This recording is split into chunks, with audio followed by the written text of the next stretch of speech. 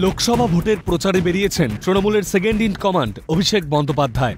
বুধবার বীরভূমে দাঁড়িয়ে ১০০ দিনের কাজের টাকা এবং আবাস যোজনা নিয়ে কেন্দ্রের উদ্দেশ্যে চ্যালেঞ্জ ছোড়েন ডায়মন্ড হারবারের তৃণমূল প্রার্থী। তার দাবি, প্রধানমন্ত্রী কোচবিহারে নির্বাচনী প্রচার করতে আসার সময় যেন শ্বেতপত্র সঙ্গে নিয়ে আসেন। এর আগে একাধিক ইস্যুতে বিরোধীদের তরফে যখন শ্বেতপত্র প্রকাশের দাবি তোলা হয়, তখন তাতে আমল দিতে দেখা যায় না বাংলা শাসক দলকে।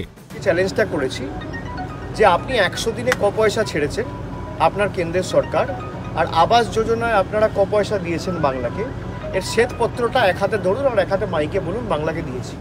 দিন কয়েক আগেই ভয়াবহ টর্নেডোতে লণ্ডভণ্ড হয়ে যায় জলপাইগুড়ির এক বিস্তীর্ণ এলাকা। অভিযোগ, এত বড় প্রাকৃতিক বিপর্যয়ের পরেও সেখানে পর্যাপ্ত পরিমাণে ত্রাণ পৌঁছয়নি। বুধবার এ প্রসঙ্গে অভিষেকের সাফাই, আদর্শ আচরণবিধি লাগু থাকার জন্যই মুখ্যমন্ত্রী দুর্গতদের সাহায্য করতে পারছেন না। এখানেই প্রশ্ন উঠছে যে রাজ্য সরকারের সদিচ্ছার অভাবের জন্যই কি এই আদর্শ আচরণবিধির দোহাই? সরকার চাইলে তো মুখ্যমন্ত্রীর ত্রাণ তহবিল বা রাজভবনের মাধ্যমেও সাহায্য করতে পারত। নাকি উত্তরবঙ্গের মানুষ তৃণমূলের থেকে মুখ ফেরানোর জন্যই কি ত্রাণ নিয়ে এই অনীহা রাজ্য প্রশাসনের? কিন্তু সাহায্যটা মুখ্যমন্ত্রী করতে পারে না, তার কারণ হচ্ছে আদর্শ আচরণবিধি চলছে। আপনারা নিয়ম জানুন, তারপর প্রশ্ন। কিন্তু গার্ডেন রিচে তো দেওয়া হচ্ছে। গার্ডেন রিচে যখন সেটা ভেঙে পড়েছিল তখন আদর্শ আচরণবিধি চালু ছিল না। সেটাকে ভালো করে দেখুন কবে হয়েছিল গার্ডেন রিচের ঘটনা। সম্প্রতি মাদক ব্যবসার সঙ্গে সন্দেশখালীর বেতাজ বাদশাহ শেখ শাহজাহানের যোগাযোগ সামনে এসেছে। বুধবার এই ইস্যুতে পাল্টা বিজেপির বিরুদ্ধে সুর চড়ান তৃণমূলের সেকেন্ড ইন কমান্ড। তার অভিযোগ, মাদক পাচারের সঙ্গে যারা যুক্ত তাদের প্রার্থী করেছে বিজেপি। এই ইস্যুতে অভিষেক বিজেপির দিকে আঙুল তুললেও এবারের লোকসভা ভোটে বাংলা শাসক দল এমন একজনকে প্রার্থী করেছে যার নাম ক্যাশ ফর কোয়ারি কাণ্ডে জড়িয়েছে। পাশাপাশি সংসদের লগইন পাসওয়ার্ড তৃতীয় ব্যক্তিকে শেয়ার করার মতো গুরুতর অভিযোগ রয়েছে তার বিরুদ্ধে। অথচ তৃণমূল দোষারোপ করছে বিজেপির বিরুদ্ধে। মাদক পাচার কাণ্ডে শাহজাহানকে আড়াল করতেই কি বিরোধীদের দিকে আঙুল তুললেন তৃণমূলের সেকেন্ড ইন কমান্ড? মাদক পাচারকারীতে যারা অভিযুক্ত তাদেরকে বিজেপি টিকিট দিয়েছে।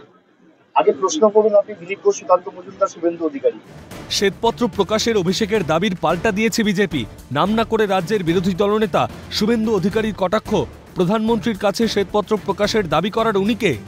এর নামের আগে পিসিটাকে সরিয়ে নেন আর পিছু নামের পরে ভাইপোটাকে সরিয়ে নেন আর পুলিশটা তুলে নেন, তাহলে বুঝতে পারবেন এই ছোড়ার কি দম আছে।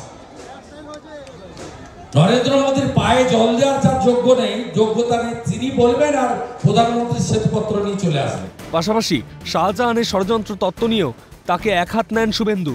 তার খোঁচা, ওর আর কোনো ভবিষ্যৎ নেই। ওটা মমতার একটা বাঘ ছিল, এখন নেংটি ইঁদুর হয়ে গেছে।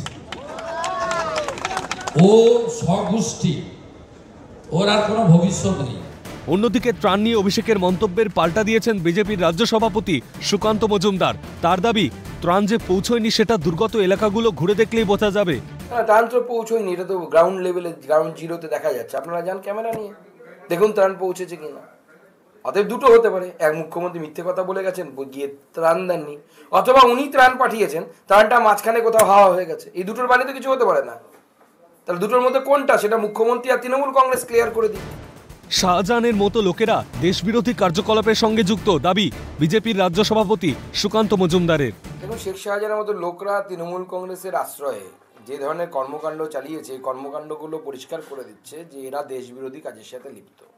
ছোট ছোট বাচ্চার হাতে ড্রাগস তুলে দেওয়ার থেকে বড় তো দেশবিরোধী কাজ আর কিছু হতে পারে না। ক্যালকাটা নিউজ।